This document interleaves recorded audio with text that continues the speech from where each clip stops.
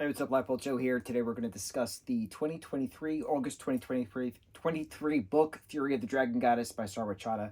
This is the sequel to the 2021 film, City of the Plague God by Sarwa Chada, starring Sikander Aziz. He is iconic 14-year-old rebel that he is. He's not really a rebel. He is just such an awesome, well-rounded character. And the amount of hell that he goes through in City of the Plague God, with his then friend Belay, they are trying to defeat the Plague God who's wreaking havoc in Manhattan. And this book was supposed to come out in 2020. The first book was supposed to come out in 2020, and then the COVID pandemic happened, so they pushed it to 21.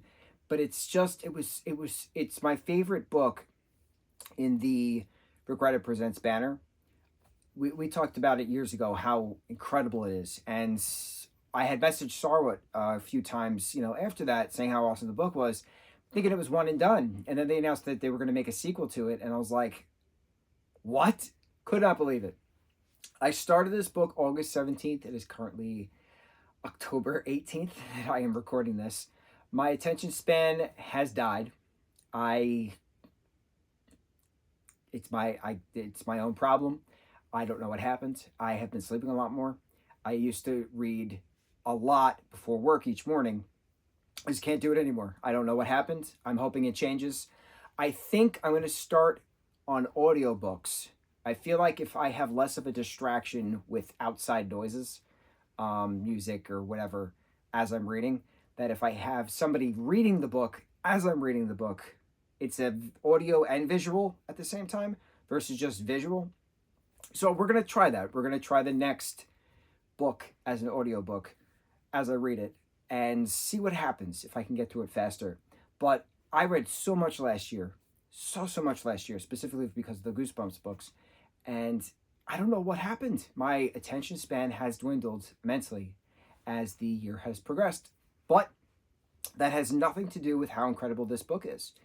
This book might have taken me 2 months to read due to my lack of attention span, but it is still an absolutely incredible book. And it's an incredible sequel to my favorite book of the Rick Riordan Presents books. Incredible. Sikander is just going to London with Dowd, Rabbits to the Demon. So this is also a sequel to the Cursed Carnival short story that they had in there as well, which is pretty cool. So Rabbits is there, Rabbits to the Demon, who was locked out of the Netherworld. Dowd, Seeker there, and they are going for this thing because Dowd's a supermodel now. So like Sikander wanted a vacation, if you will, from O's Deli with his parents. So he goes on vacation, and of course hell breaks loose. Belay meets them there. The quest now is to get this tablet that Belay's mom / goddess adoptive mom Ishtar was trying to get, which is now up for auction. And they're trying to figure out why it's so important, and because her mom is no longer with us due to the Battle of Manhattan. And so like they're trying to then get this tablet, but then all of a sudden chaos just breaks out. And then this random guy appears, and then everybody's just killing each other. It's wild, absolutely wild. They get this clay tablet, they go back to the hotel. Dowd, who's been in love with Mo since forever, has a hard time still accepting that Mo was no longer with them. Mo passed away in an accident, motorcycle accident in Iraq 3 years prior. And Sikander is still upset, obviously, at the loss of his brother. So they're sitting there looking out of the hotel, and, Seek is holding the clay tablet, which they then find out is the Tablet of Destiny, of course. And he makes a wish and says, man, I wish Mo was here, wish my brother was here with us, to look at this, amazing scene that we have. And then the next day, stuff happens, and they go to this botany place, and Mo's there. And like, what the hell? How did this happen? So it's a matter of what happens if you change destiny. Kismet, fate, right? What happens if Kismet is changed because you inadvertently made a wish on a tablet? It brings in these conversations that are so vivid and important when talking about certain things, when talking about life. What would happen if this happened instead of that happening?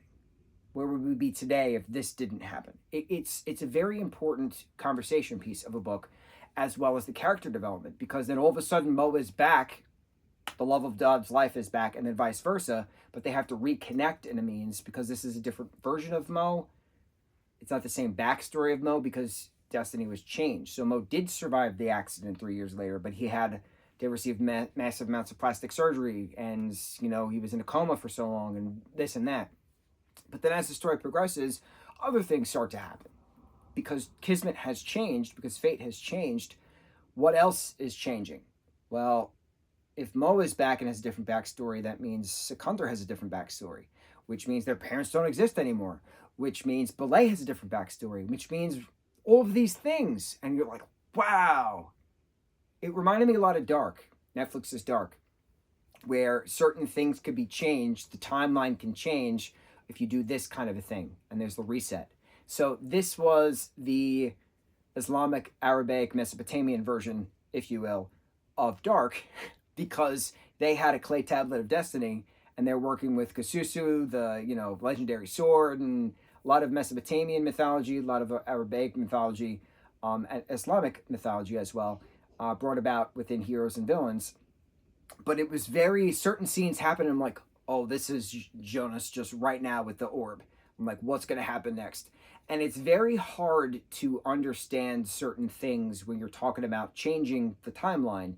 And the way that the creators are capable of doing it in Dark is incredible. The way that Sarwat is capable of explaining it is incredible.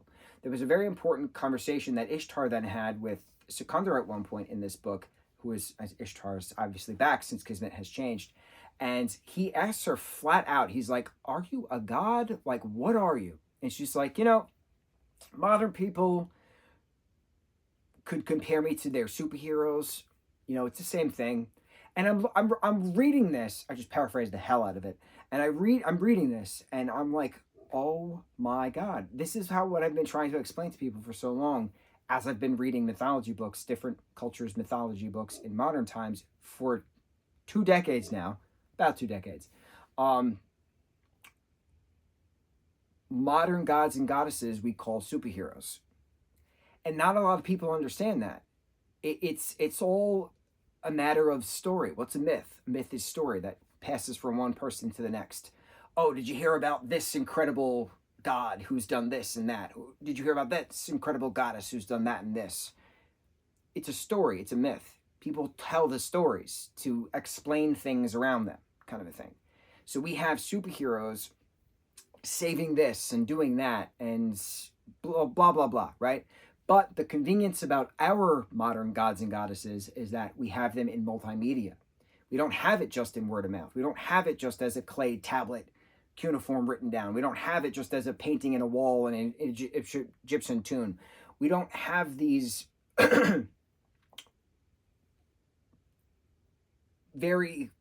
you have to be there to experience it things.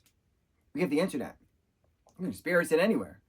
Superheroes, modern superheroes, we have them in books, we have them in TV series, we have them in films, we have them in music, we have them in movies. Films and movies, I get it, it's the same thing. We have them in stage productions, we have them in comics, we have them in cards, we have them in toys, we have them everywhere. Every superhero, and therefore has their own multiverse. So Captain America is different in different timelines, right? Just using him as an example. It's amazing to see a modern god and goddess represented.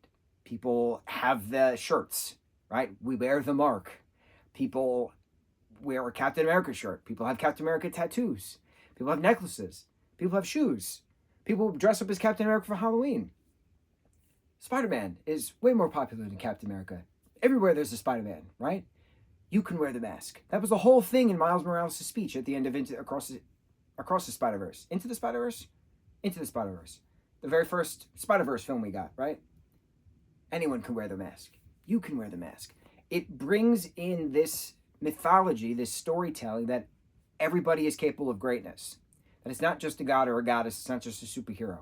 Anybody can do it. And that was the point of that. And that was cool about it. And the blip of conversation that Ishtar had with Sikander about that, I was like, freaking the freak out. I verbally screamed at the book and I said, holy blank. Because it's so hard to put words to that. And Sarwat put words to that. Not many people understand that. Few people understand that. So Sarwat has the mental capacity to understand vast aspects of life, all aspects of life for that matter. And I'm very happy to see that, because not many people can understand the duality of life, that there's always light within dark, there's always dark within light. Some creators of projects, Avatar, The Last Airbender, Legend of Korra, they have that understanding. The creators of Dark on Netflix have that understanding.